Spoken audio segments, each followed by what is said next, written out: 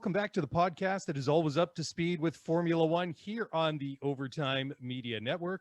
Mark and Mark here to wrap up the 17th and final race of the 2020 Formula One World Championship.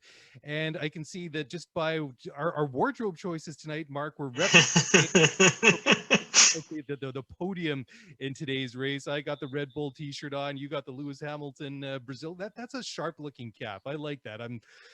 I should have jumped on that one when I had the opportunity. But it's funny, after it's been all said and done in such a weird season and something that only got started in this first weekend of July, it seems like it's kind of rocketed along. And well, not like I have any say in the matter, but I'm not ready for the season to be over. But it was a bit of an climax to what's been a pretty good season, in a season that we honestly didn't expect was going to happen at all at some point. We were both wrong because we both had a prediction at the conclusion of the most recent podcast, and we both thought that this was going to be a race that Hamilton would win, and probably win quite handedly. And as it turns out, that wasn't the case at all. In fact, we'll obviously get into Max's performance from qualifying right through to the conclusion of the race. But I was kind of curious as to what the last 5 or 6 years looked like at Abu Dhabi at Yas Marina. And Mercedes had won every single race at this track since the introduction of the 1.6 liter V6 turbo hybrid engines. Hamilton's won 4 of those. He's won 5 total because he won a race there with Mercedes or with McLaren. Bottas won a race. Rosberg won a race. But this was a really strong streak by Mercedes that Max was able to snap, which was also ultimately nice to see. And he took away some of that delta between he and Bottas. And fortunately for Bottas, he had a fairly successful conclusion to the season, although he wasn't necessarily very close to Max. But yeah, it was a conclusion. It wasn't a particularly exciting conclusion, but it certainly puts the icing on what was, and I think you and I have talked about this so much over the past couple of weeks, what was really a solid campaign for Formula One. Given everything that was going on in the world, I was immensely satisfied. And I think maybe the only difference is, I think as much as you're hungry for more Formula One, I'm hungry for the off season. For me, like the silly season and the business side of the sport is just about as compelling as watching what happens on the track. And we'll certainly get into this, but when you consider the immense driver changes that we're going to see in the off season this year, like I'm excited to put this season behind us and start getting ready for Melbourne back in March, because it's going to be a really, really, really exciting 2021 campaign. It's funny. I don't know if I just had a complete misconception in my mind. If I sort of rewinded a year, almost a year to the day, when we kind of looked at the drivers that were out of contract at the end of 2020, you had Lewis Hamilton, Bottas, Charles, Seb, all these guys, and Max, and all the drivers in the top teams.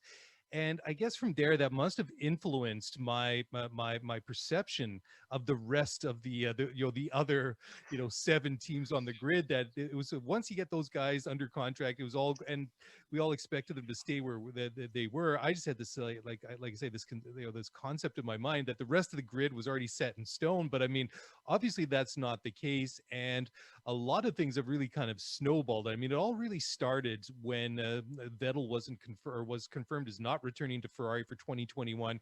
You had Sainz moving, you had Ricciardo moving, and all these things kind of like steamrolling and snowballing along.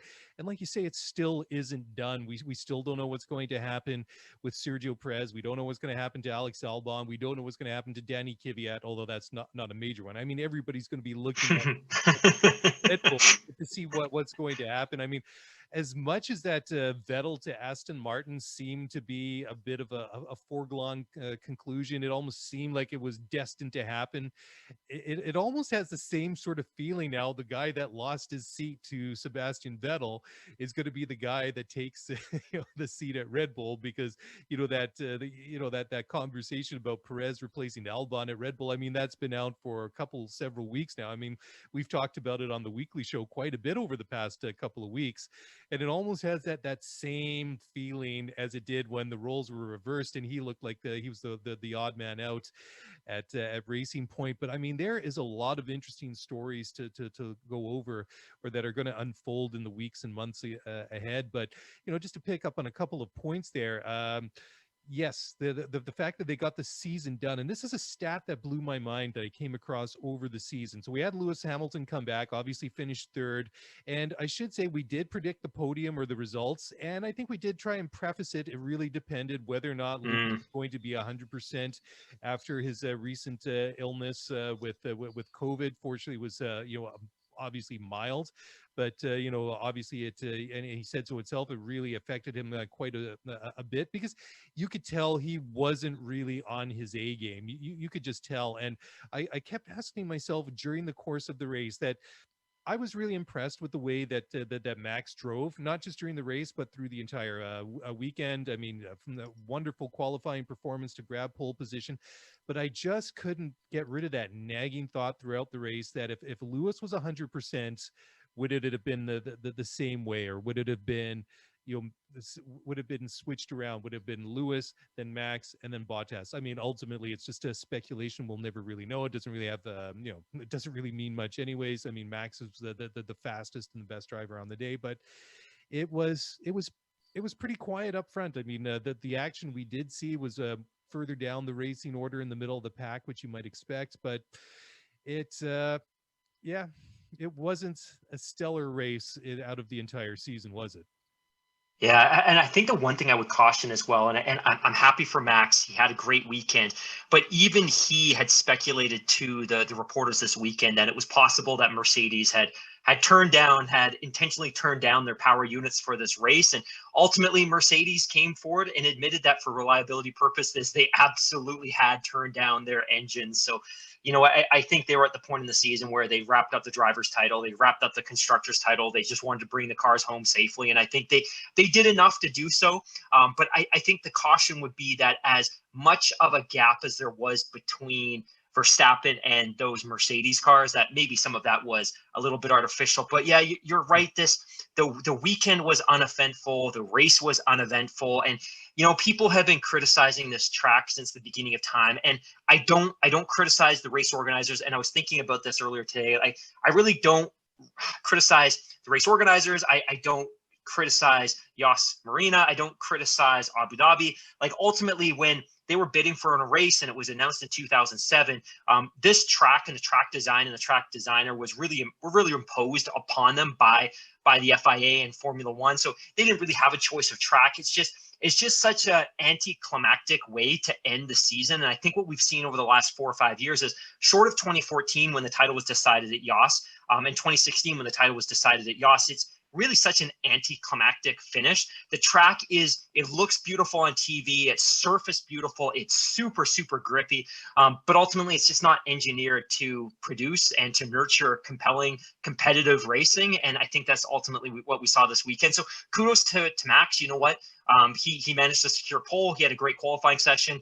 He managed to win the race. That was never really in doubt. But I also don't believe that either of those Mercedes were pushing particularly hard. And as noted, the engines were intentionally turned down for reliability purposes. So yeah, it's not a great way to wrap up the season, especially after a couple of really exciting races preceding this one in Bahrain. So yeah, it is what it is. I just think too, like, I would love for Formula One and Liberty and the FIA to find some ways to inject some excitement into this race. But ultimately, I don't know what the financial incentive to do so would be. But yeah, it's not a great way to wrap up the season, unfortunately. Yeah, I mean, when it comes from a gaming point of view, it is a very fun game to play when you're playing like the F1 video games, or a fun track to race on. But I mean, the one term that was thrown out there quite a few times during the commentary on Sky Sports today was DRS train, and you have that very Yeah. long straightaway, and I mean, it lends to that kind of racing. And I mean, you get all these guys; they're all within a second of each other. I mean, they've got the DRS; they're not really gaining on one another, and they get to some of the the twistier technical parts of the track, and they're just all kind of hanging on.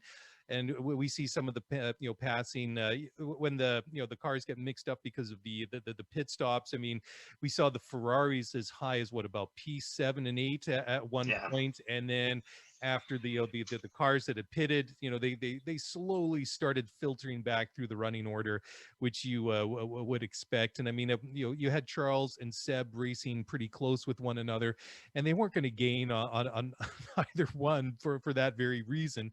I mean, at the end of the race, I mean, they ended in 13 and 14th, which is, that still just shocks me that you would see a Ferrari, down there so low. But yeah, it's it is a track that, despite, when you look at the layout of it, you would expect with the long straightaway and the corner and the twisty bits and stuff like that would lend to better racing, but sadly it doesn't. And I mean, from a championship point of view, this race didn't really mean anything anyways, what with the constructors and drivers being Great wrapped point. up weeks Great point. ago. But and we've talked about it quite a bit, over the past several weeks, that Valtteri Bottas is a real good teammate. He's a real good team guy for Mercedes. And I think, regardless what was going to happen today, I think that Lewis was going to play second fiddle. So as much as that, he was affected by his recent bout with COVID, even in its mild form, I think he would have sat back, just depending on what how the situation on the track played out. If he had to run interference between himself and Valtteri Bottas and Max Verstappen, and kind of be that buffer between Bottas and Max, he would have done that. And I think that just because that those two were fighting for second in the drivers' championship, I think that unless something dire happened, I think that Lewis would have just sat back there and just content in third place.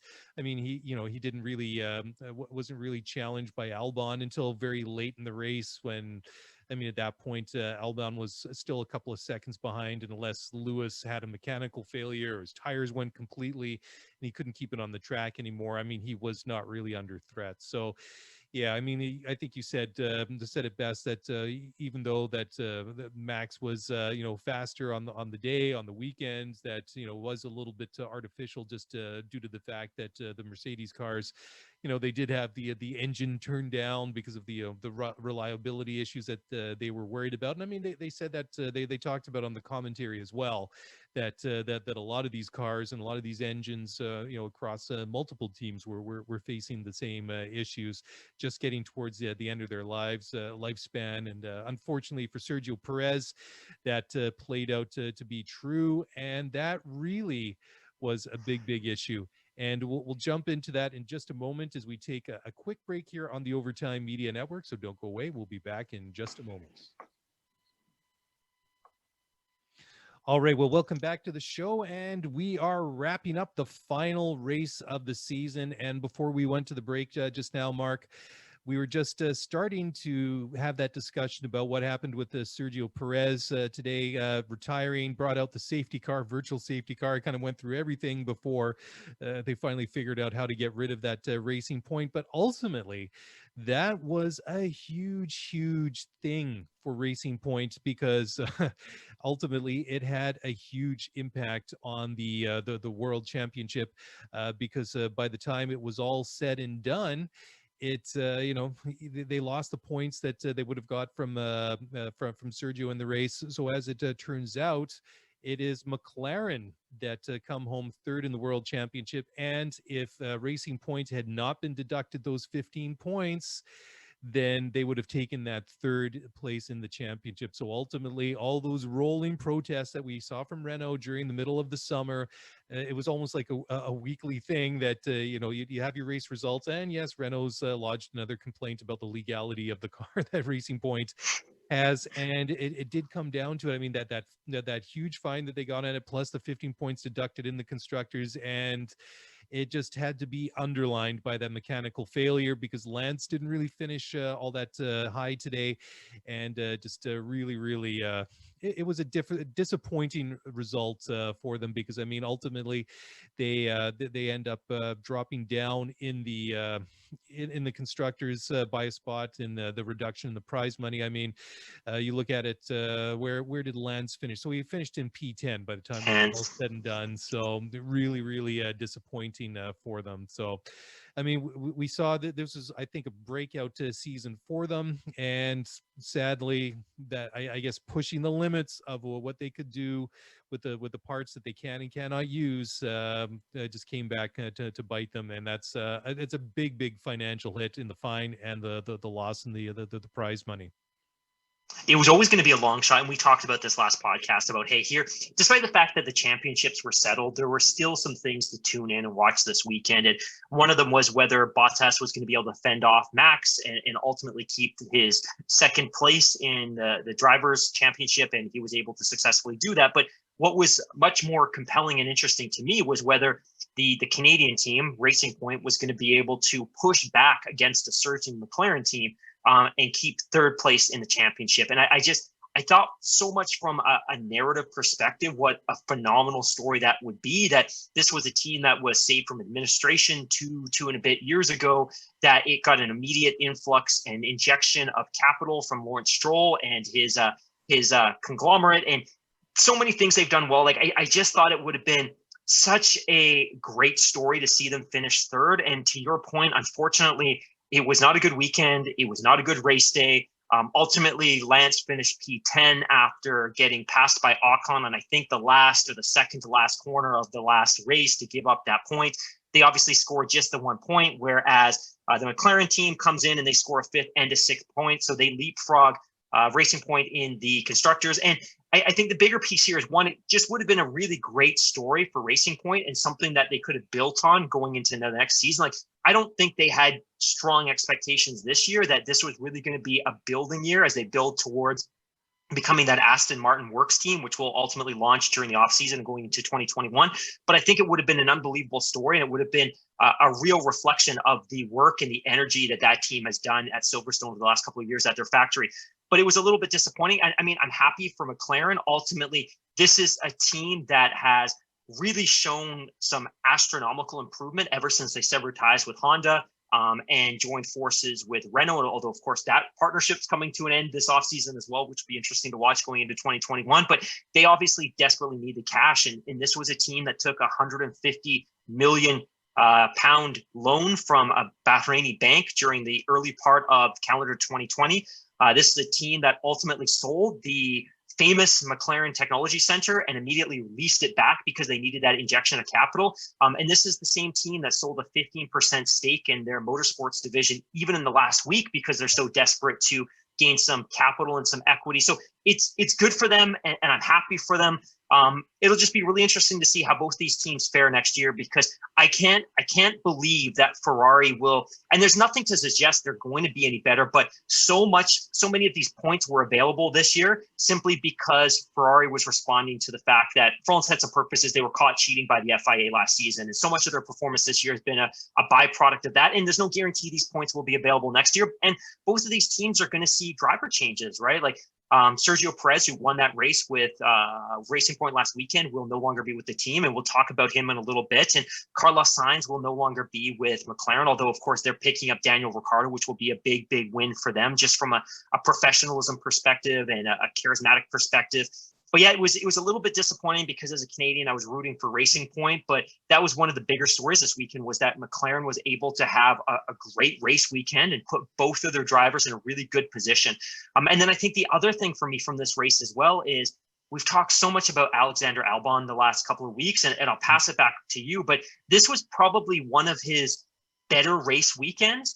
And this was a guy who was surging towards the end of the race and putting a little bit of pressure on Hamilton. And some of that could be just the fact that he knows that this could potentially be the last F1 race of his career, and he needed to put in the best possible performance possible. But yeah, overall, boring race, to be totally frank. But I think the thing that I was most interested in watching was to see how Racing Point would race, and I just thought their weekend was disappointing. And we talked last weekend as well just about the fact that Racing Point has, despite the things that they have done well this season, they've really struggled with reliability. They've really struggled with reliability despite having that Mercedes power unit. And that's something that they're going to need to solve going to next season. We talked about the fact that Lance, and this wasn't entirely mechanically induced, but he had 5 retirements this year. Like, for a top team, you can't retire your car 30% of the time.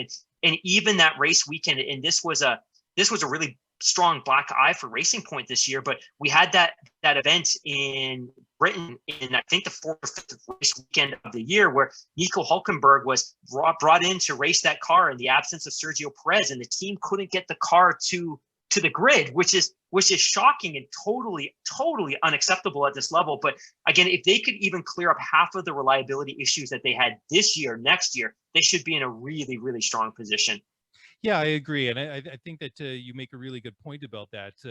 Some of the hiccups and some of the issues that they've had along the ways, I think it's very indicative of a team that, you can see that good things are happening. It's starting to come together for them, but you can still tell that there's still some of those tentacles from sort of hanging on to maybe the framework they've had to operate in for the past number of years, where there wasn't a lot of cash in there. You could tell that that's kind of handcuffed them to a certain degree, because you wouldn't expect that. I mean, yeah, 5 DNFs for Lance. I mean, he's 50 points behind his teammate in the drivers' championships. I think Checo had about 125 points, and Lance, if I'm correct, is mid 70s. Yeah, 75 exactly. 75, yeah. So there, my math is almost correct. But yeah, so I mean, he's left a lot of points out on the track there, and that is unfortunate. So it is going to be interesting to watch this team, because they're taking this big step forward. I mean, there's a lot of money coming into it now. They've got a new driver in Sebastian Vettel, the new factory which is being constructed. I mean, you've got all the money from Lawrence Stroll and his consortium flowing into the team. So it's certainly going to be one to watch to next year. And it is fascinating too, because I mean, of course, we're just rolling these cars ahead for another year, because we're kind of in this weird in between year where 2021 is basically a continuation of 2020, and we're basically looking at the same cars that we've seen from 2019 to 2020 to 2021. I mean, very limited development, let's put it that way, until we get the new cars on the horizon for 2022. So as much as it's an opportunity missed, for this season for Racing Point going into next year, I think that to be a kind of a glass is half full guy, if you're a Racing Point fan, or you are the Racing Point team yourself, that there are a lot of positives to draw from. You're not going to see this huge big shift in development. I mean, everybody's going to have to use this token system to develop the components on their car sparingly and wisely over the course of the next year. So it's going to be a good one to watch. But going back to McLaren, I mean, had you said to me a couple of years ago that they would have finished in ahead of Ferrari, third in the Constructors' Championship, behind the obvious ones of Red Bull and Mercedes, I probably would have flat out called you a liar before, laughing hysterically, because I mean, a couple of years ago, I mean, they were just in such a bad position when you kind of look at the team where they were then, and that it just was. It was just bad. You just can't classify it or characterize it in any other way. It was just bad, and it was just unfortunate. I mean, they just. I mean, I could see the logic in partnering up with Honda again, but just the timing was way too soon. I mean, obviously Honda was eager to get into racing because they'd been developing the engines.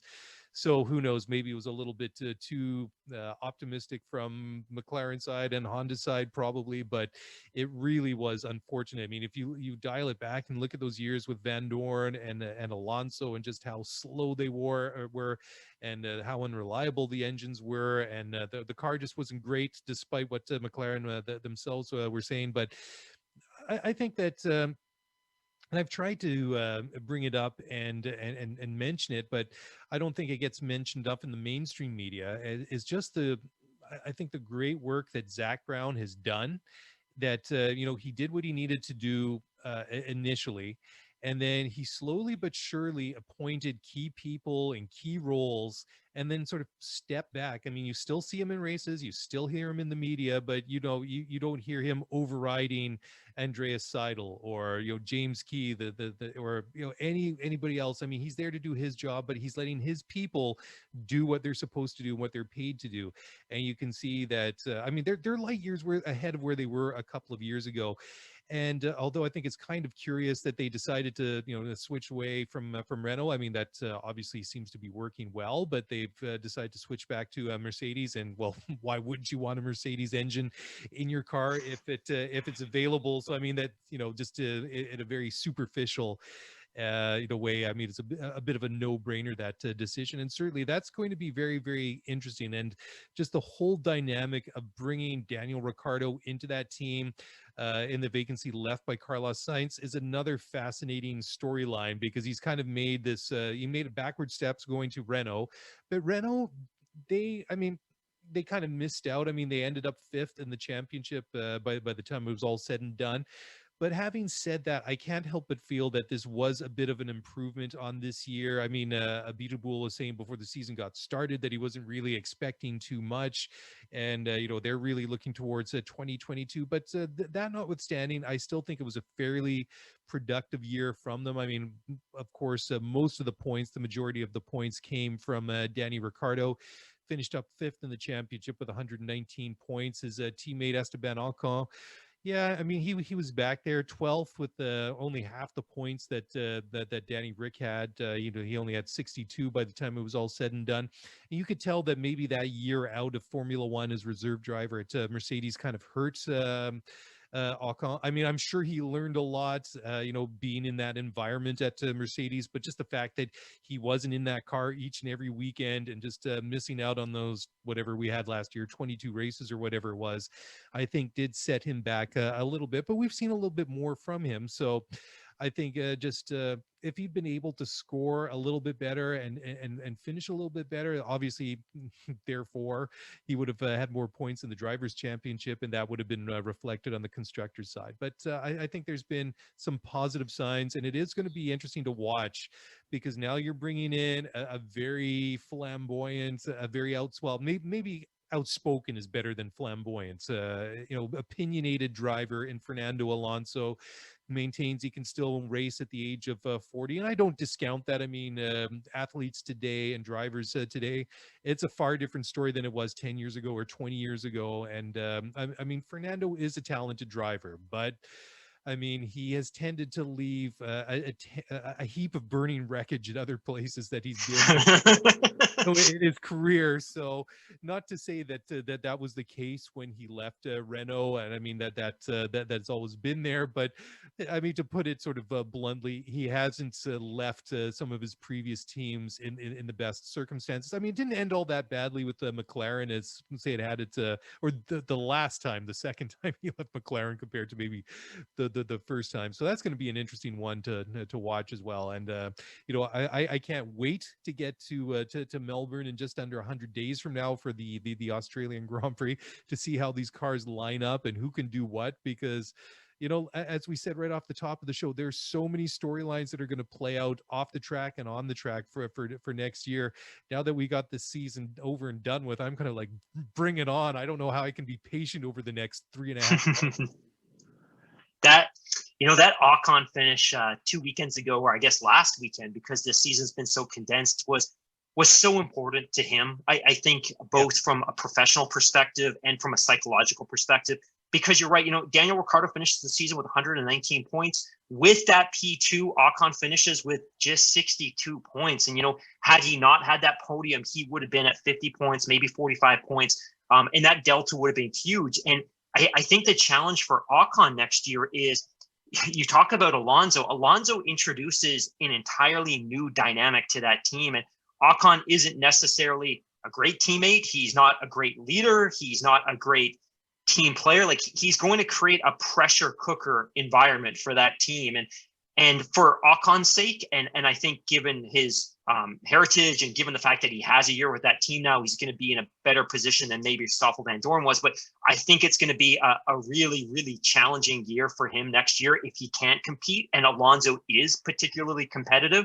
I think the question marks will come fast and furious about whether he has a future with that team. And you're really right about that Zach Brown piece. And I credit him not only for steering the Formula One division successfully after their divorce from Honda, but ultimately, creating I struggle to say marriage or partnership with Renault because it was so short term, but he did enough with that financial arrangement to create a competitive car, knowing that Renault was probably never going to be a long-term partner.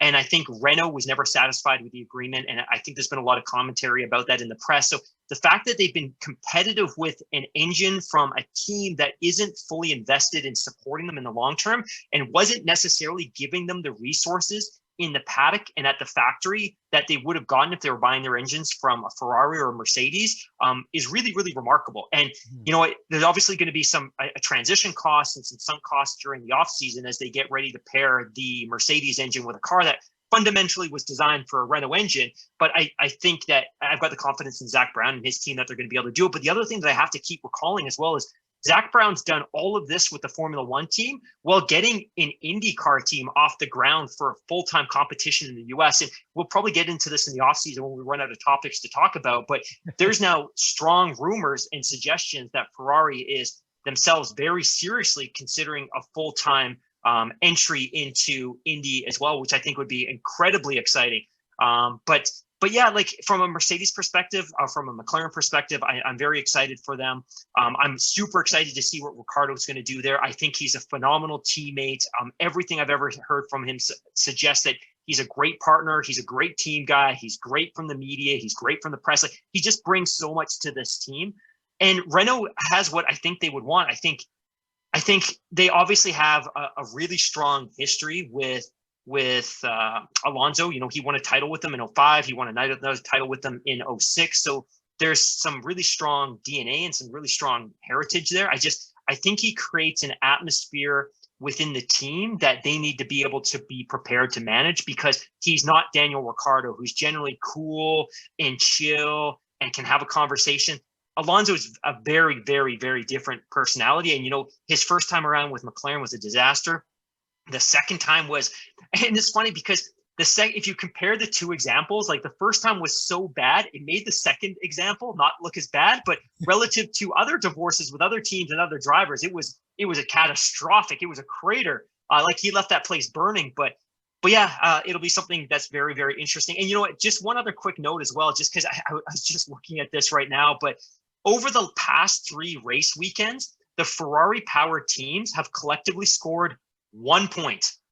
1 point amongst those 3 teams. Because I was going to make this great point that, hey, you know what? Ferrari themselves have scored 1 point in the last 3 race weekends. No, the Ferrari powered teams themselves have scored 1 point, which is really an indictment on that team. Well, you know, it's funny you should mention that. I mean, if you look at the constructors in the, I mean, we might as well just run it down quickly. Mercedes, Red Bull, McLaren, Racing Point, Renault. Then in 6, you have Ferrari. Then you have AlphaTauri in 7th. Then you have Alpha, Haas, and then Williams at the bottom. So in the bottom half of the constructors this year, you have all 3 Ferrari-powered teams, including the worst team, which is just shocking. And I mean, the thing is too with Ferrari, they scored a combined 131 points. You know, for both Charles Leclerc and Sebastian Vettel. I mean, that is just absolutely mind-blowing. Seb had 3 podiums. Charles did not get on the podium once this year. Or sorry, pardon me, it's the other way around. Other way around.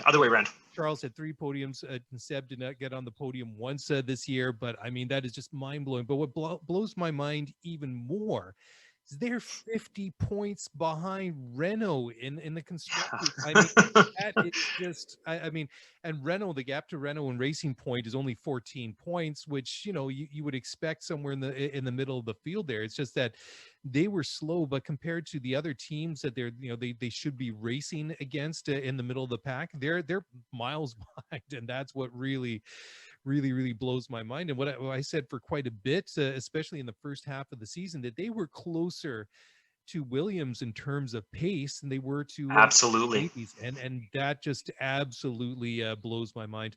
And I want to pick up on Ferrari just on the other side. I mean, this was Sebastian Vettel's last race with the Scuderia after several years with the team, and we'll do so just after a very short break here on the Overtime Media Network. So don't go away. We'll be back in just a moment.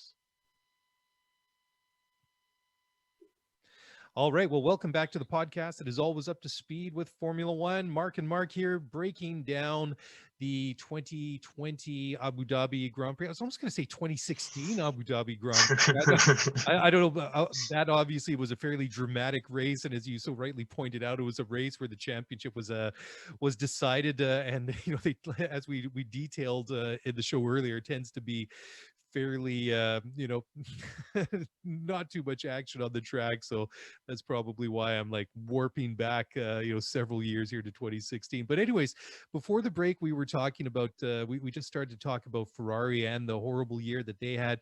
This was Sebastian Vettel's last race for Ferrari, and disappointing. I mean, he finished in 14th place. It was just you would just expect to see a lot better from Sebastian Vettel. I mean, he's 13th in the championship. I was incorrect. He did get a podium. Of course he got on the podium in Turkey a couple of weeks ago. But I mean, Charles had a better season, finishing 8th with 98 points, but Sebastian a handful, several retirements, but finishing outside of the points in so many races. I mean, after the Eiffel Grand Prix at the Nürburgring back in October, he only had 2 other points finishes. He finished 10th in Portugal, 3rd in Turkey, and the rest. I mean, he's in at Imola 12th, and Bahrain 1, 13th, Bahrain 2, 12th, and 14th today. Just 33 points on the season. I mean,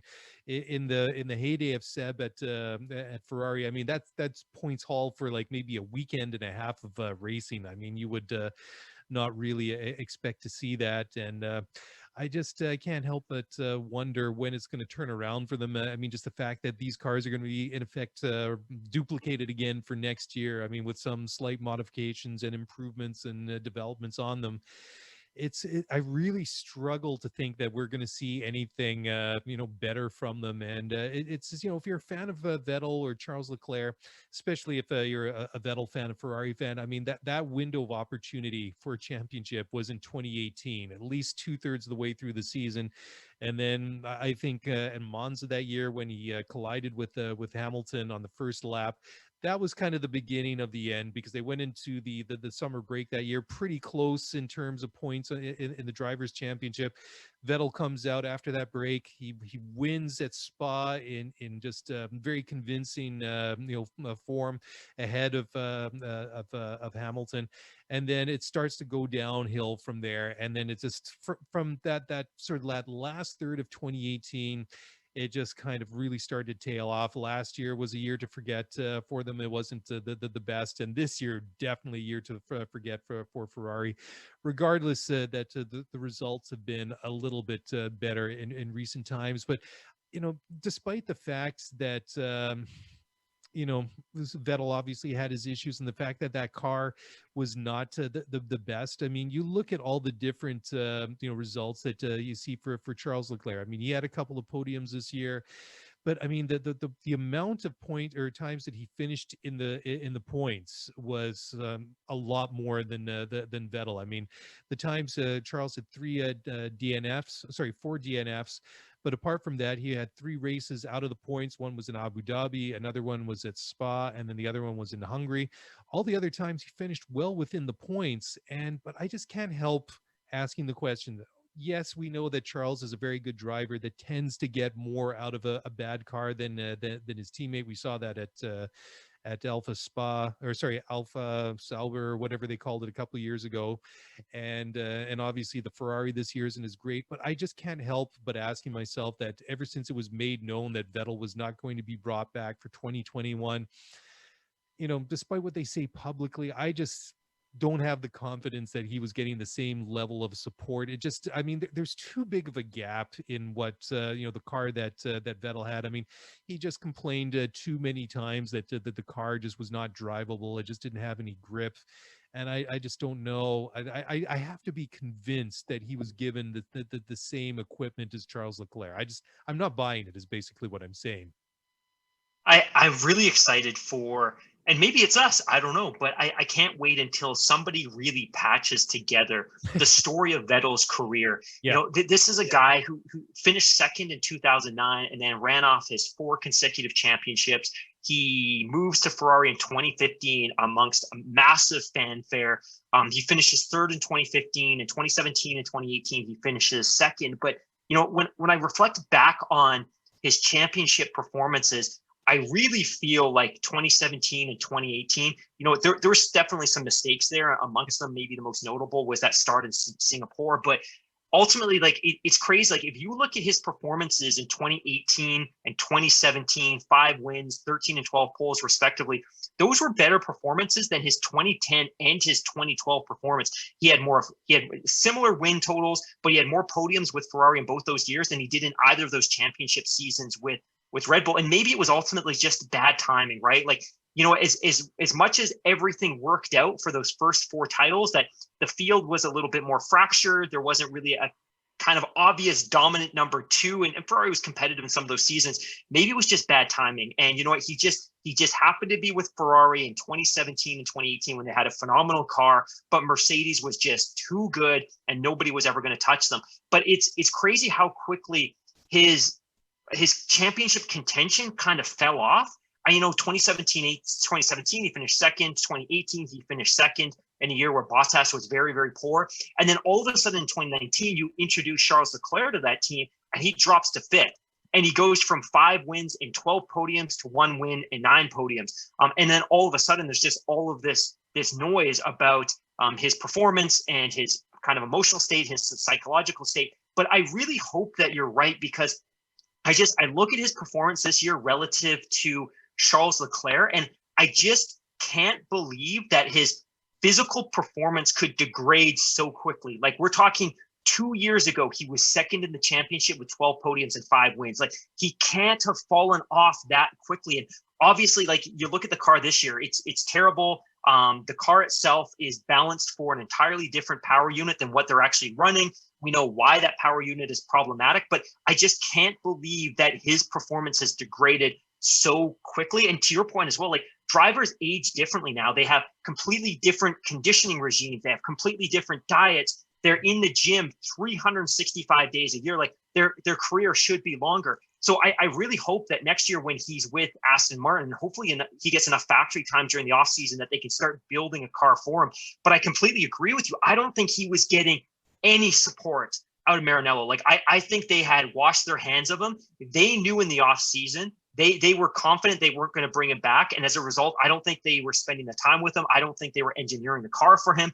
I think they basically just roll the car out every weekend as a professional courtesy and let him go. And I think maybe some of that, his performance was kind of, hey, emotionally, psychologically, I'm not being supported by this team. And maybe that kind of trickles down into his on-track performance. But I think he's still a much better driver than what we saw this year. I don't believe the delta between him and Charles is as big as it looks when you look at the standings. Because you're right, like, if you look at the standings, Charles has a flurry of points finishes, and he had a really great run from, I would say, the 7th race weekend to Bahrain, the first race weekend there, versus Vettel, who really had just that one highlight, which was that 3rd place in Turkey, and what was a pretty crazy race weekend. And ultimately, a couple of drivers scored podiums there as a result of Lance Stroll's bad luck. But yeah, I don't believe the delta's as big as it looks on paper. And I think he was getting a fraction of the support that his teammate Charles Leclerc was. And hopefully 2021, and I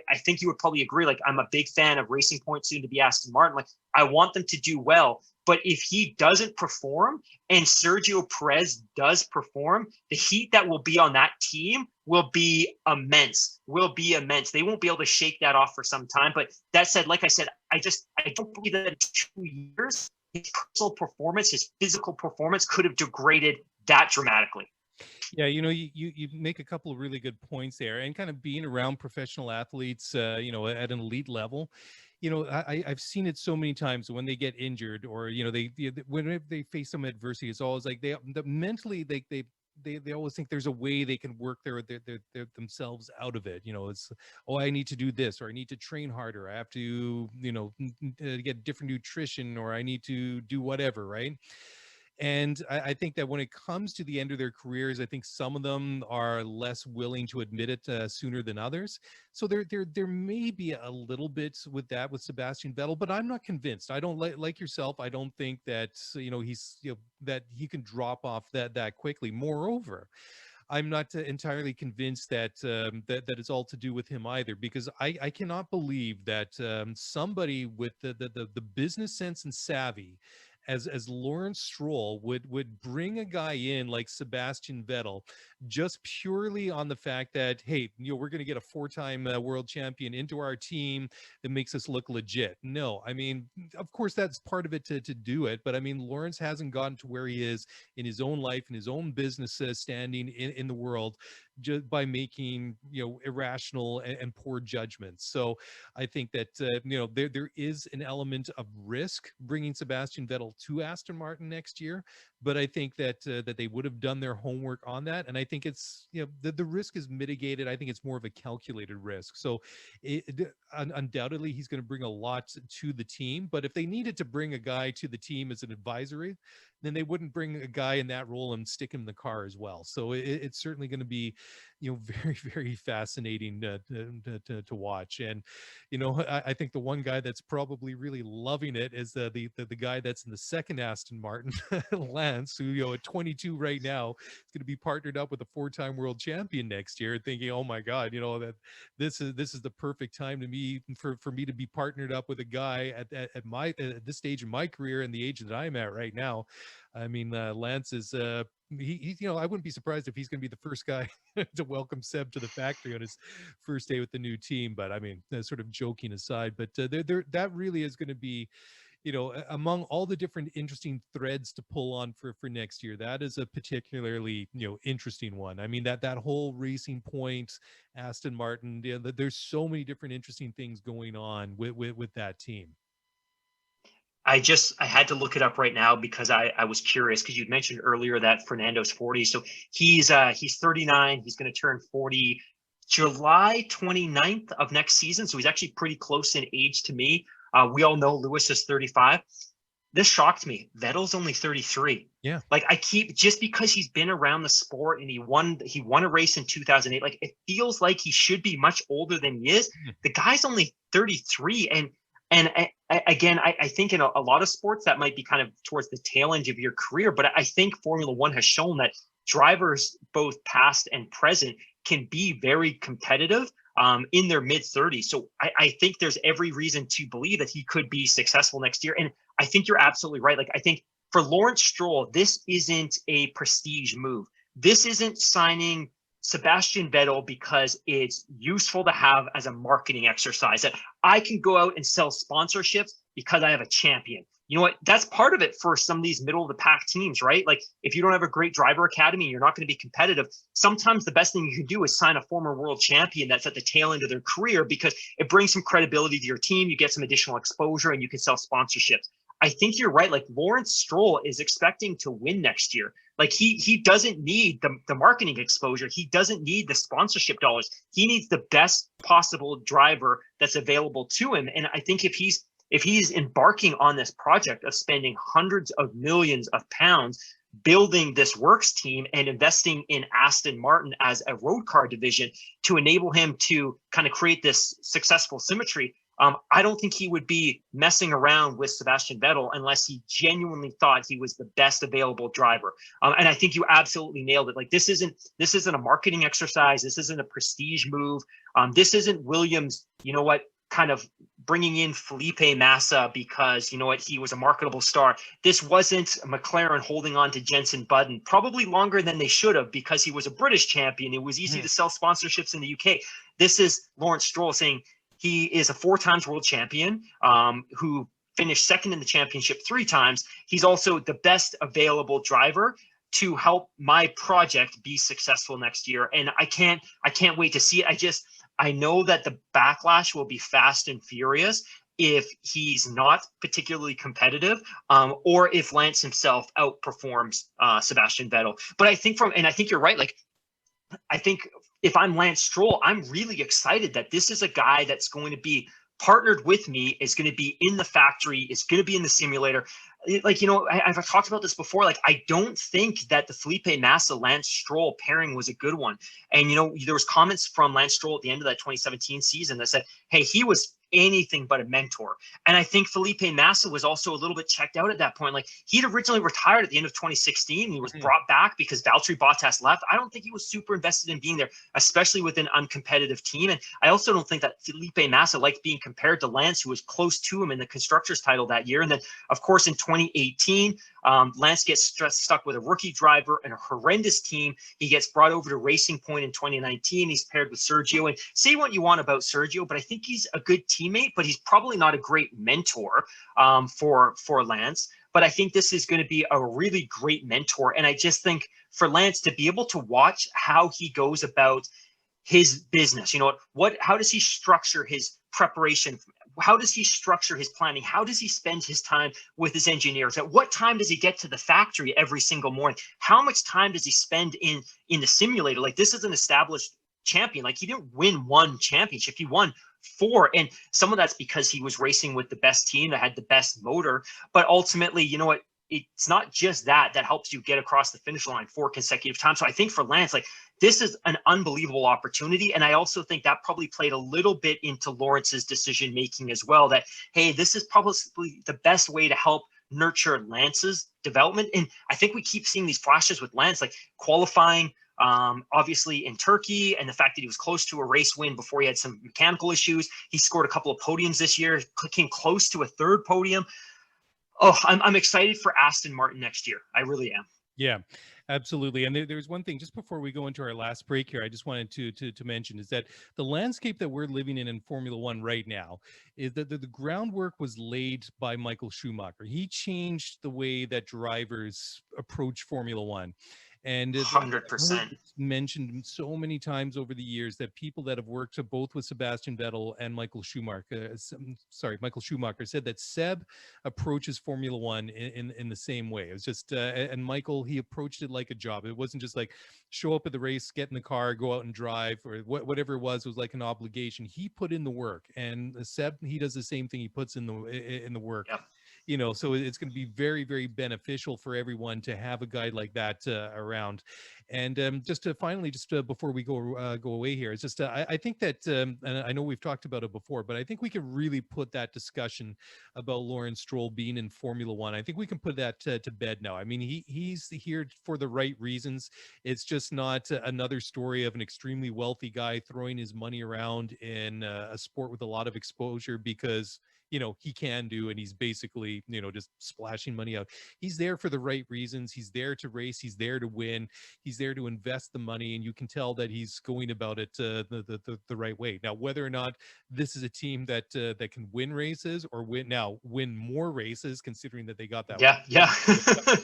That really is the big question, because I think you really made a good point just now when we were talking more about Ferrari v Mercedes, and how just difficult that whole Mercedes nut is to crack when you're a competitor, and just how I think maybe it's not really quite, I'm sure it's acknowledged, but maybe not quite respected as much, or deserved as much the recognition that Ferrari maybe doesn't get for those 2 years.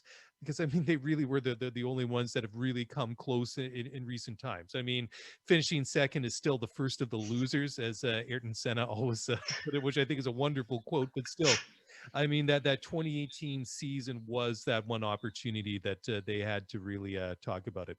Anyways, we should break away now for our final break. And when we come back, we should go back to where we sort of started the show at and talk about the silly season, because there's a couple of seats up for grabs. And we'll do that in just a moment here on the Overtime Media Network. So don't go away. We'll be back in just a moment.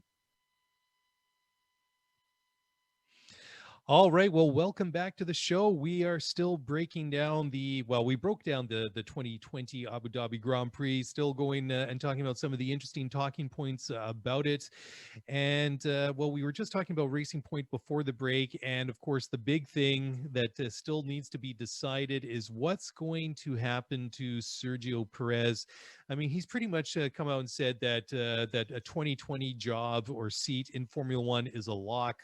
I mean, he hasn't hinted at anything more than that, and nobody in the paddock has said, "Oh yeah, well, we might know something about that." Nudge, nudge, wink, wink. But yet, Alex Albon, his status at Red Bull is to be confirmed. He himself says he feels like he's done absolutely everything he can to keep that seat. And I mean, in all fairness, I mean, he's had a bit of a rough season. I mean, he's had a couple of podiums, most recently at Bahrain 1 a couple of weeks ago. But since the race in Imola, where he finished 15th and then finishing 12th in Portimao and retiring at the Nürburgring, last four races haven't been too bad for Alex. He had a 7th in Turkey, a 3rd in Bahrain, Bahrain 1, 6th at Bahrain 2, the Sakir Grand Prix last week, and finished 4th today. 105 points in the World Championship. Ultimately, I mean, he's 109 points behind his teammates. And because of that, of course, that's where all these discussions are going to come from. I mean, we did have this big discussion, on the weekly show just a couple of days ago now. But just the more that I think about it, and the way that I look at, despite the fact that we've seen some flashes from Alex Albon, despite the fact that he's still a fairly young driver, the fact that we've seen some hints, some promise that there might be something there for Red Bull. I just don't know how you can leave a proven driver like Sergio Perez on the sidelines when he's there. And I mean, the thing is too, I mean, not that age has a big thing to do with it, but Alex is a little bit older compared to some of his contemporaries. I mean, he's 24 compared to like 22 for Lance, 21 for Verstappen and stuff like that. So I mean, he already always kind of has like that, for me, a feel that he's at the age he should be kind of established in Formula One. I mean, Perez, he's a little bit older, 30. I mean, by no means over the hill in Formula One. I mean, Sergio, I mean, he had, for me, I think he had a really, really good season. I mean, he only finished out of the race, out of the points once, and that was in Bahrain 1. I mean, he did, and that was because of a late retirement, but was still classified. I mean, he missed those 2 races at Silverstone, because of his positive COVID test. I mean, here's a guy who had a solid season. I mean, he had, and I think honestly, the last several races have been among his best. I mean, he was on the podium in Turkey, wins Sakir Bahrain 2, and then those other ones, Bahrain 1 and Abu Dhabi. Those are the 2 unfortunate ones for him. But I mean, it's a solid season. I mean, most of the times he was well up in the points. He had a couple P10s in Belgium and in Monza, but Monza was kind of topsy-turvy anyways. So they kind of maybe put a star beside that one. But like we talked about it some length a couple of days ago, I just don't know how you can ignore a driver like that. I mean, I think you ignore him at your own peril. So Ted Kravitz, and I love the build-up. I love that we're building to something here, especially as we've been talking about Alexander Albon and Sergio Perez for so much for the past couple of weeks. But if Ted Kravitz is to believe or be believed, and he's now reporting, he's reporting that within the next 7 days, Red Bull will announce that they are going to move Albon into a full-time reserve / test role with the principal Red Bull team, and that Sergio Perez will be signed. Apparently, the delay was really due to 2 things. One, the team didn't need or want the added distraction of announcing this in season. It wasn't a good play. It wasn't a good look optically. It wasn't sound, especially when there were so many things going on. And really, it sounds like Marco and Horner really had to work hard to convince Dietrich that this was the right move, that Marco and Horner had very much given up on Albon some time ago. And it was really just a matter of convincing Dietrich that this is the right move for this team. And as it turns out as well, it sounds as though Ross Brawn, working on behalf of Liberty, had been working very hard in the background to make this a reality. And ultimately, I don't think Red Bull would ever make a decision based on what the FIA or what Liberty wants them to do. I think they have too much internal integrity to kind of allow somebody else to force a decision. But one of the reasons that this could potentially be very good for Red Bull, aside from what it could do for them on the track, is Mexico itself as it turns out, is one of Red Bull's biggest global markets in terms of a nation state consuming their product. Mexico is huge. So from a marketing tie-up perspective, this is a big news story. The other thing too is Liberty is very, very worried at this time about potentially losing the Mexican Grand Prix from the calendar. And if you followed this at all over the last couple of years, the Mexican GP has really become a political hot button issue within federal politics in that country. It's very much been seen as a unnecessary vanity project of the government and certain select politicians. And as well as it's drawn at the gate, I think Mexican society as a whole has been very suspect about the costs associated with it, whether it turns a whether it turns a profit, whether it's necessary.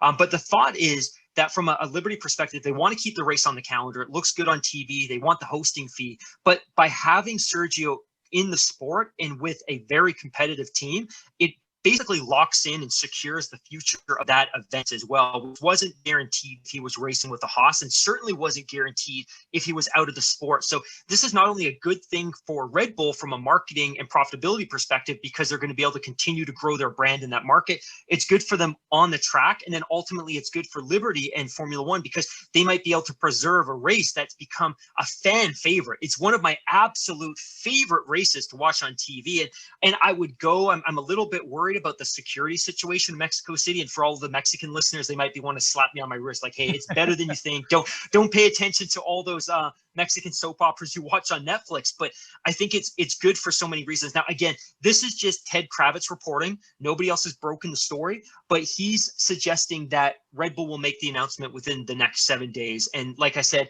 Alexander Albon won't go to AlphaTauri, that he'll remain with the big team, but he'll remain in a test and a reserve driver capacity. So it'll be interesting to see that by the next time we get on the podcast again, maybe we can stop speculating and maybe it will be confirmed and we'll be able to talk about it and then move on to some other exciting things, just because the story itself, it was a hot issue ever since it became clear that Vettel was going to go to Aston Martin Racing Point. And that story itself seemed to drag out forever. Week after week, we were talking about it within F1 circles. Is this going to happen? Is this going to happen? When is Racing Point going to finally announce it? And then they announced it. And then ever since then, it's what's going to happen to Sergio? What's going to happen to Sergio? And then when Sergio won that race last weekend, it just became like the boiler just exploded. Like, it was a hot button issue prior to that, but as soon as he won that race, it's just like you can't have this race winner not in the sport next year. So sounds like that issue should be, if Ted Kravitz is to believe, and there's no reason to suggest he shouldn't be, within the next 7 days. You know, it really is interesting too, because what you have then in effect is you have the third and fourth place finishers in the drivers' championship this year. I mean, talk about a big drop off. I mean, we all know that Lewis was miles ahead of everyone else. 347 points in the drivers to seal up his seventh world championship. Then you have Valtteri Bottas 223, the Max Verstappen with 214 points, and Sergio Perez 125. I mean, he scored very, very well in the Racing Point, but no disrespect to them, obviously, but I mean that Red Bull is a step further up the grid, so will be absolutely fascinating to see, should that come to play. And if it's coming from Ted Kravitz, I mean, I think that's obviously a pretty legit source. I mean, for those of you that aren't familiar with Ted, he's one of the contributors to Sky Sports F1, often in the pit lane.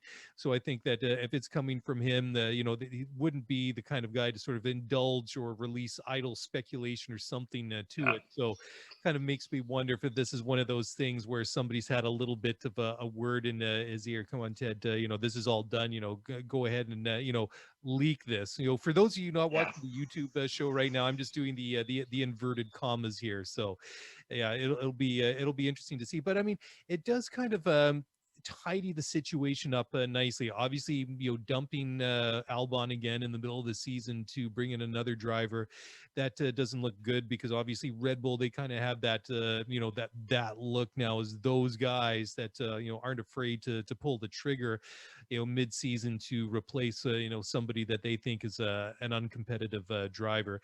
And I mean, it's kind of it keeps Albon in the system, and it kind of keeps him close, so he's still still in a position to, to learn and take advantage of that. And you also have to remember that, the next race is just under 100 days from now. It's like 96 days or something like, I can't remember the exact total.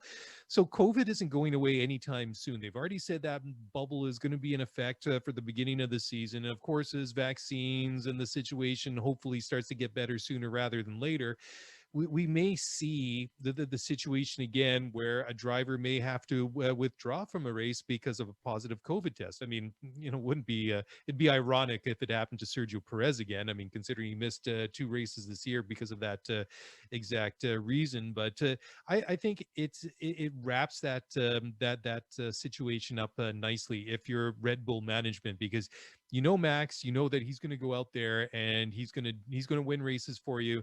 That he's going to be a contender, and he's a world champion in waiting, given the right car and the right circumstances. And that number 2 car just hasn't played out, right over the past couple of seasons since Ricardo left. So they're trying to bring somebody up on a closer level. And I think by getting Perez in, that really starts to close that gap. I think he's going to be more like, well, it'll be interesting to see where he is actually in terms of pace to Max Verstappen. I mean, we're used to seeing Sergio in a less competitive car like a Force India or Racing Points, but I mean, I don't think that he's going to be pushing Max, but it would be close to see what that delta between the 2 drivers is. And of course, as we mentioned a couple of days ago on the weekly show, that we're going into 2021, which is Honda's last year in the sport, and they've already said that they're going to go all out. And I still can't help but wonder if there's been some some polite or maybe no gray area in the messaging coming from Honda HQ in Tokyo, saying, we want a stronger driver lineup for our last season in Formula One. And, even though there might not be a connection with Sergio Perez, I mean, like I say, I don't know how you can overlook him, but, that just to kind of maybe build on that a little bit, even though that next year is Honda's last season in Formula One, it really, really makes you wonder what's going to happen with that, because, Ferrari doesn't seem all that keen on the engine freeze idea, but Red Bull isn't in a curious position. I mean, talk about a lot of storylines going into this winter, into this off season. That Red Bull engine situation for 2022 is a curious one. I know that that Red Bull, or sorry, Renault has kind of left a crack open in the door to maybe supply them again, or at least potentially have discussions about it. Although, I mean, as far as talking about breakups and marriages ending, that was not a particularly good one. It just got kind of it just kind of worsened over the years. Although, I mean, that's started as far back as 2014, that first year of V6 turbo hybrid. I mean, Horner was saying then, even though it wasn't as flat out critical and as nasty as it got in the later years, I mean, they were complaining back as 2014 that the Renault engines weren't as good as previously they were in the normally aspirated era. So, like you said, Mark, plenty to talk about, plenty to look at over the off season, and I hope there's a lot of drama. I mean, considering we got 3.5 months to the next Grand Prix, from my point of view and your point of view and the show's point of view, that all of that would just be great show fodder for over the next 3 months or so. I completely agree. I don't think I have anything additional to add in terms of value. I really look forward to the next couple of weeks and months. This is the time of year that's most exciting for me, just in terms of the silly season and the business side of the sport, and just how do these teams start to wrap their heads around the fact that we're still going to be very much in a pandemic for much of next year as they embark on a 23 race calendar. Yeah. Just crazy. And the reality is we'll probably start to see some really significant spectator turnouts in probably the back half of this season, as we start to see the vaccinations begin to penetrate society in a meaningful way. But yeah, this is going to be a crazy off season. It's a shortened off season simply because the season had to run so late, because you need to find a way to fit in 17 races. But it's going to be a crazy off season. At least 10 of the drivers will switch positions or be removed from the sport, will be new to the sport entirely. You have at least 2 teams that are going through a rebranding exercise. Obviously, Racing Point's become the Aston Martin Works team. Renault as well, on a probably an equally important note, but probably less sexy, will be rebranded themselves. Renault will disappear from the grid next year. But yeah, I can't wait to see how the next few weeks and months start to play out. I know, and it is another fascinating result or stat that was mentioned over this weekend. That since they got the F1 biosphere or COVID bubble, whatever you want to call it, in effect, they did something like 76,000 COVID tests, and they only had about Wow. 75 positive tests for drivers, team personnel, and any ancillary personnel that in the paddock, and people like track workers and stuff like that. I mean, anytime that when you have like a disease as serious as COVID, any one of those tests is a big deal. But out of all the tests that they ran, that only represents 0.1% Wow. positive tests. So I mean, if they've proven anything that they're very confident about it once they got it set up. I mean, there were a lot of questions, obviously, I think, for everybody outside of Formula One, but they've proved that they can make it work. I mean, there were obviously hiccups along the way, but like you say, very much we're still going to be in this same position come the beginning of next season. And I was having this sort of this internal conversation with myself, earlier today, just kind of reflecting on the fact it was the last race of the year, and all the things that we've gone through, right from the shutdown and the cancellation of the Australian Grand Prix, the factory shutdown, which was just the microcosm to the global macrocosm and lockdown situations we saw everywhere, to the actual beginning of the season and the 17 races that we had. And I thought, well, yeah, I mean, in the grand scheme of things, Formula One is not important when, you have like something that we've seen in terms of the pandemic and some of the horrible social and political injustices that we've seen. But I mean, the thing is, and I think it was mentioned, on the Sky broadcast as well, is it did bring a smile to people's faces, and I think that has value in a year that we've seen so many bad things, and so many bad things have happened to so many people, that it has been a nice temporary distraction. Of course, it's a luxury. I mean, we've been able to, and of course, for the people in Formula One, it's their livelihood as well. So it has value in that, and I've enjoyed it, and therefore, I'm sad that the racing part is over. But like yourself, I'm looking forward to the next couple of months of speculation and all the fun of the things that go on, that happen off the track. And it feels like it's a long time ahead of us, but before you know it, we'll be in the middle of February, and we'll get to the winter testing. And then once you get to winter testing, I mean, you can literally sit there and count the minutes down as you look at the clock, because once you get to that test, that like the testing, that the first race of the season is literally around the corner, and 23 races next year. Sign me up. I'm ready to go right now.